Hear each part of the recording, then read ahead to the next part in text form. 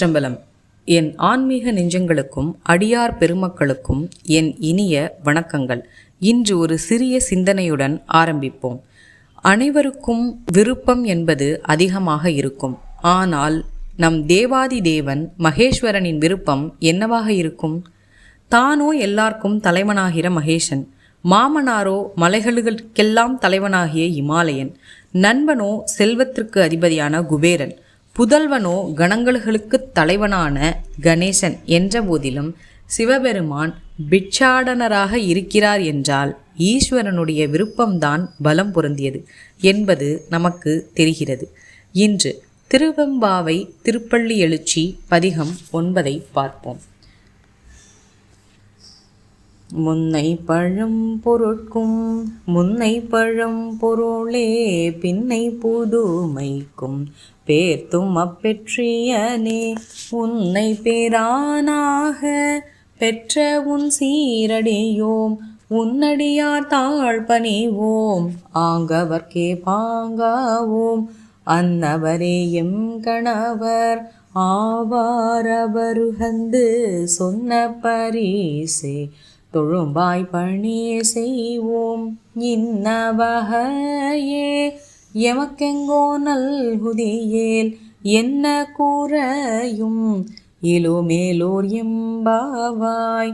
கோடி வருடங்களுக்கு முற்பட்ட பழமையான பொருள் இது என்று சொல்லப்படும் பொருள்களுக்கெல்லாம் பழமையானவனே, இன்னும் 1,00,000 ஆண்டுகள் கழித்து இப்படித்தான் இருக்கும் இந்த உலகம் என்று கணிக்கப்படும் புதுமைகளுக்கெல்லாம் புதுமையான சிவபெருமானே, உன்னை தலைவனாக கொண்ட நாங்கள் உனது அடியார்களுக்கு மட்டுமே பணிவோம், அவர்களுக்கே தொண்டு செய்வோம். உன் மீது பக்தி கொண்டவர்களே எங்களுக்கு கணவராக வர வேண்டும். அவர்கள் இடும் கட்டளைகளை எங்களுக்கு கிடைத்த பரிசாக கருதி மிகவும் கீழ்ப்படிதலுடன் பணி செய்வோம். இந்த பிரார்த்தனை மட்டும் நீ ஏற்றுக்கொண்டால் எங்களுக்கு எந்த குறையும் இல்லை என்ற நிலையை பெறுவோம். எம்பெருமானே, தனக்கு வரும் கணவன் சாஃப்ட்வேர் இன்ஜினியராக இருக்க வேண்டும், அழகாக இருக்க வேண்டும், வாகனம் வைத்திருக்க வேண்டும் என்றெல்லாம் பிரார்த்திப்பவர்கள் பெருகிவிட்ட காலம் இது. இந்த செல்வம் நிலைத்திருக்குமா? இந்த செல்வத்துக்கு சொந்தக்காரர்கள் ஒழுக்க சீலர்களாக இருப்பார்களா? பக்திமான் ஒருவன் எனக்கு கணவனாக வேண்டும் என்று கேட்பவர்கள் விரல் விட்டு எண்ணும் அளவிலாவது இன்று இருக்கிறார்களா? அன்றைய பெண்கள் தங்கள் கணவன் பக்திமானாக அமைய வேண்டும் என்று விரும்பினர். அதை இறைவனிடம் கேட்டனர். செல்வச் சீமான்களால் நிம்மதியை தர முடியாது. பக்திமான்களை மணந்தால் எளிய வாழ்க்கையை அமையும். ஆனால் அதில் இருக்கும் மன நிம்மதி யாருக்கு கிடைக்கும் என்பது இந்த பாடலின் உட்கருத்து. திருப்பள்ளி எழுச்சி பதிகம் 9. விண்ணக தேவரும் நன்னவும் மாட்டா விழுப்பொருளே உனதொழும்படியோங்கள் மண்ணகத்தே வந்து வாழ செய்தானே வன் திரு பெருந்துரையாய் வழியடையோ கண்ணகத்தே நின்று களி தருதேனே கடலமுதே கரும்பே வெறும்படியார் எண்ணகத்தாய் உலகுக்குயிரானாய் எம்பெருமான் பள்ளி எழுந்தருளாயே.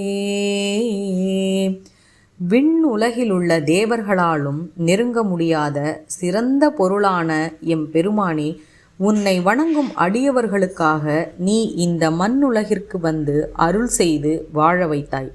வளம் நிறைந்த திருப்பெருந்துறையில் வசிப்பவனே, பரம்பரை பரம்பரையாக உனக்கு பணிவிடை செய்யும் அடியவர்களின் கண்களுக்கு மட்டும் தெரியும் இனிய தேனே, பார்க்கடலில் கிடைத்த அமுதமே, கரும்பே, உன்னை அணுகும் அடியவர்களின் எண்ணங்களில் நீக்கமர நிறைந்திருப்பவனே, நீயே இந்த உலகின் உயிர்.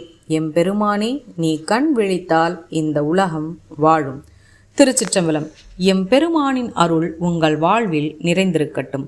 நல்லது நடக்கும், நல்லதே நடக்கும். ஆனந்தமாயிருப்போம் நண்பர்களே.